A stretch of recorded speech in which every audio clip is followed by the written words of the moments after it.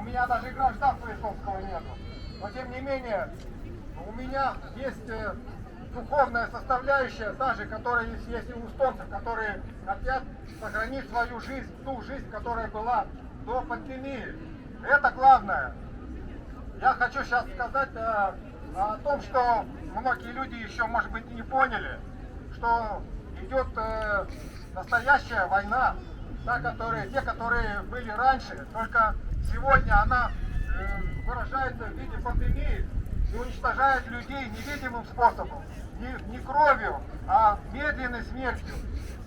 И она, так же, как и раньше, также настроена против одних, против других. Как воевали те страны, которые убивали, народы убивали друг друга. И сегодня тоже так же. Все настроены одни, вакцинированные против невакцинированных. Вот она идет борьба невидимая, которая уничтожает нашу жизнь, потому что наша жизнь, та, которую мы хотим, не может быть нормальной, если нам все время мешают. Это проблема. А проблему создают та власть, которая узурпировала это все.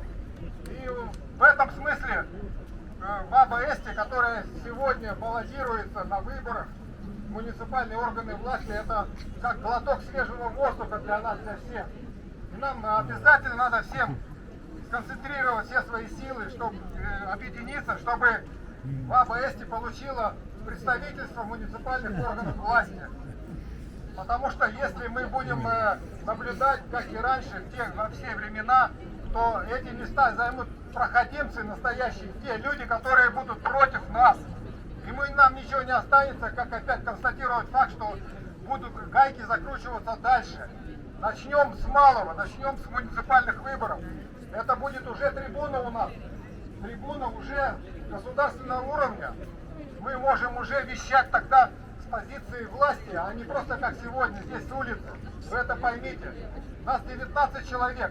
Вернее, в этой Баба Эсти сейчас баллотируется 19 человек. В команде есть Эдгар Сависар, который баллотируется по власти. Это понятно, что он пройдет. За Сависара будут все голосовать пенсионеры. Но нам надо, чтобы и в других районах города были наши люди. Даже один человек, вот я вот стою и говорю, и уже понятно многим русским, что происходит на самом деле. А если будет это депутат, то, конечно, у нас возможности увеличатся многократно.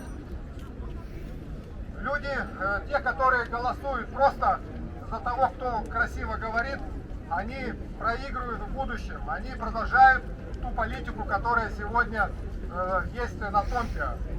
Только вот от нас, проснувшихся, прогрессивных людей, зависит, будут ли и дальше те люди, которые ничего не понимают и спят, жить так же, как сегодня или еще хуже в будущем. Мы должны их пробуждать. Вот сколько нас есть, это война. Мы должны будить народ. Спасибо. Молодец!